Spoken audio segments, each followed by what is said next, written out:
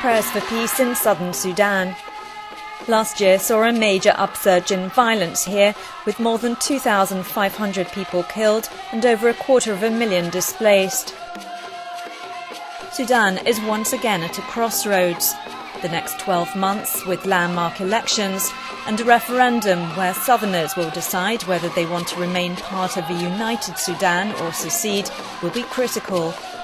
There are fears that unless the international community acts now to bolster the fragile peace process, Sudan could once again face serious instability.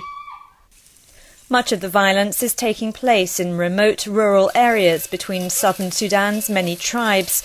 It's often linked to disputes over resources, especially cattle and land. Many civilians still have guns, and disputes often flare into armed conflict. People living here in Nyamini village in central Equatoria were forced to leave their homes after a rival ethnic group carried out a raid, taking their livestock and killing 11 people.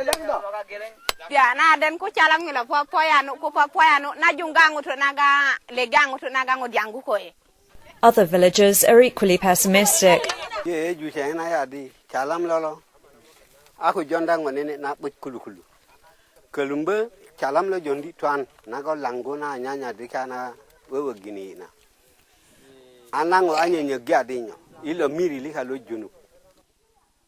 The Lord's Resistance Army, a vicious rebel group with its origins in northern Uganda, has also badly destabilised parts of southern Sudan. Mary Agia and her family fled their home in western Equatoria after an attack by the LRA. Displaced and living in a temporary shelter, they're unable to farm or earn any money.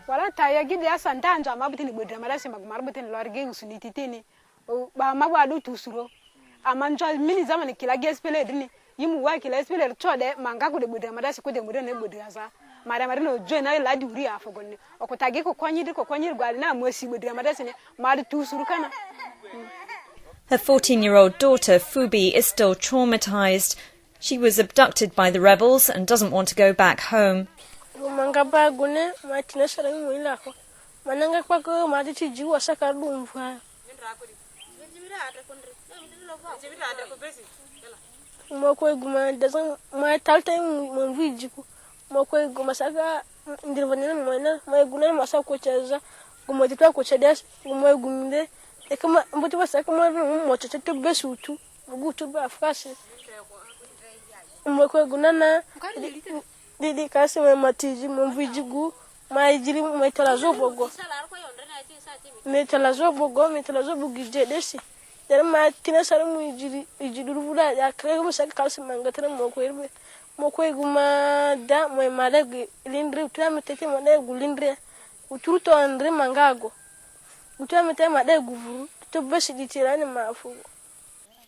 Violence is causing upheaval and undermining critically needed development.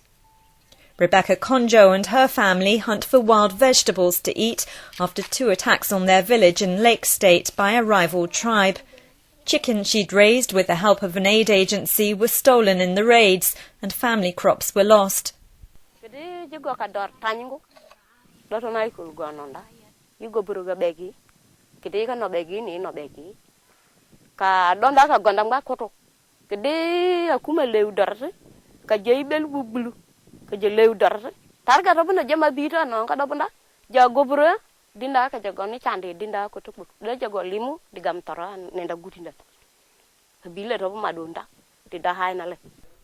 Although there is now a visible security presence in the county, fear still prevents many from returning to their looted shops and homes, which remain boarded up.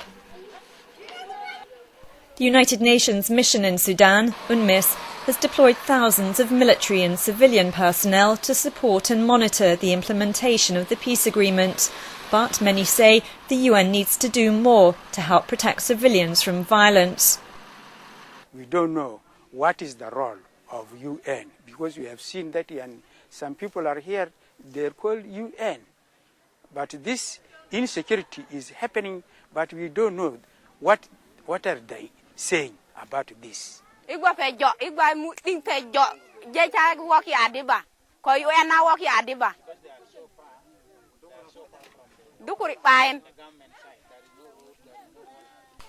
There are fears that national elections due later this year could spark further instability. These are worrying times. We don't really know how these tensions will be like when we draw closer to the election. But our hope and our prayer is God should help us, and also our friends, generally the international community, should not just be like spectators. They need to do something. Renewed violence and frustration at the slow pace of change are undermining confidence in the peace process. Southern Sudan remains one of the poorest and least developed regions in the world. There are few paved roads, and many rural areas are inaccessible during the rainy season. Less than half the population has access to safe drinking water. People still walk for days to find the nearest health clinic, and many children don't go to school. People need basic services like education, like health, like water, like food income security. And they were expecting that after the signing of the peace agreement, they would have to have these basic services. But up to now, it is not enough reaching them. The vulnerable communities in Southern Sudan have suffered for the 21 years.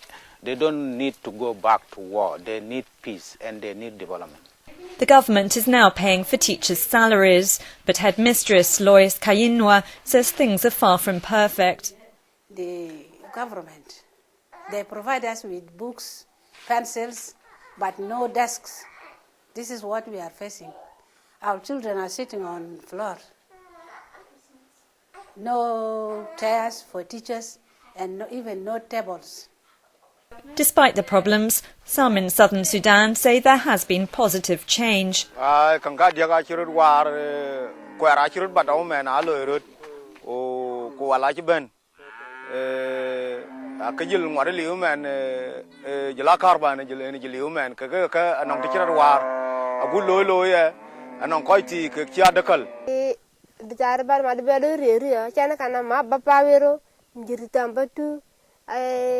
Bolamu wele bongo wele suadi amanga ngonya pido ma ngonya vutwaro nyana ya dok mama ndi ya ono sukulu pido ngaga ko vutwaya dok ya ono mandende ay ko lindri ngaga maro ka tu ferfere ago mandi luka ya mbopane mandate